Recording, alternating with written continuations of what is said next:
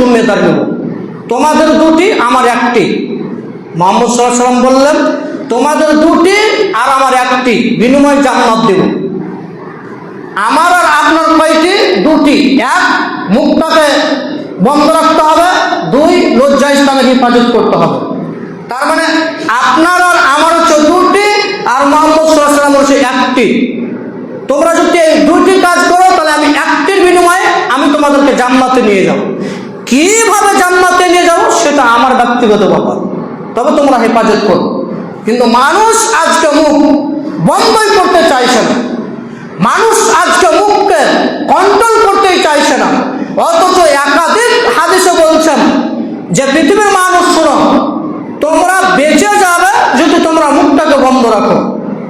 দেখেন আবু মুসা আশআরী রাদিয়াল্লাহু তাআলা আনহুকে আল্লাহ রাসূল বলছেন যে আবু মুসা আশআরী, শোনো, তোমাদের কি হবে এবং যুগের কি হবে।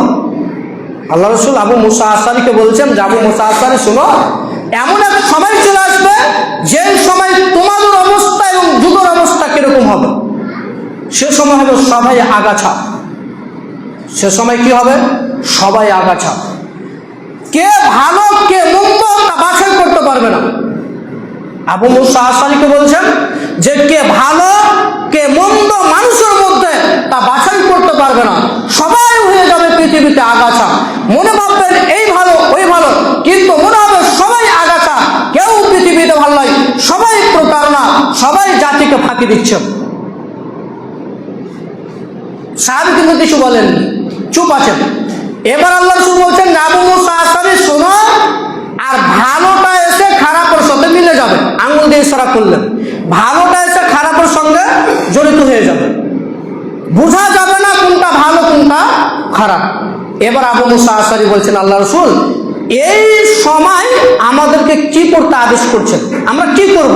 হ্যাঁ, এবার আল্লাহ রাসূল বলছেন, শোনো, এই সময় তুমি তোমার মুখটা, তুমি তোমার জুবানটাকে বন্ধ রাখবে।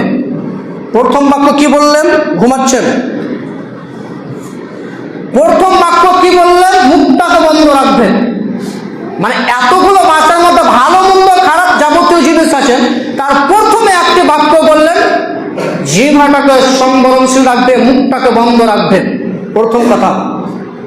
এবার বলছেন যে তুমি তাদের মধ্যে ভালোটাও দেখতে পাবে, খারাপটাও দেখতে পাবে।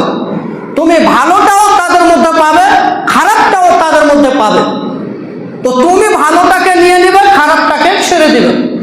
আবু মুসা আশআরী বলছেন, আল্লাহ রাসূল, আমি ভালোটা নিলাম, খারাপটা বর্জন করে দিলাম, মুখটাকে বন্ধ করলাম, বাড়িতেই থাকলাম, সব কথা মানলাম।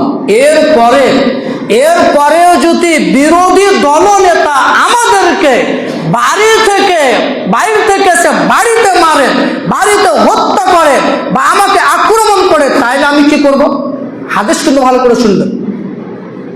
আবু মুসা আশআরী কথা বলছেন যে আমি খারাপটাও ছেড়ে দিলাম, ভালোটা গ্রহণ করলাম এবং মুখটাকে বন্ধ রাখলাম, বাড়িতে থাকলাম।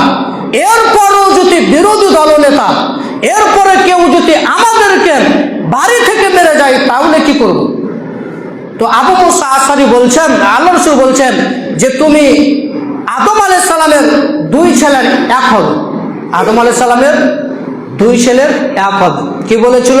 কাবিল বলেছিল হাবিলকে, আমি তোমাকে হত্যা করব। হাবিল বলেছিল তুমি আমাকে হত্যা করো, আমি তোমাকে হত্যা করব না। হাবিল কি বলেছিল? তুমি আমাকে মারো, আমি তোমাকে মারবো না। তুমি আমাকে হত্যা করো, আমি তোমাকে হত্যা করব না।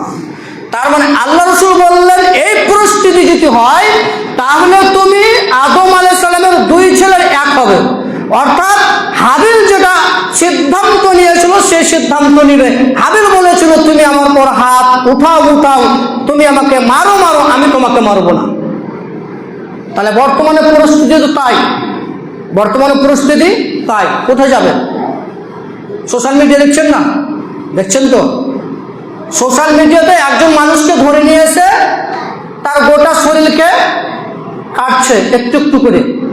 বলেন তো এগুলো আল্লাহ রাজা বাঁচবে না?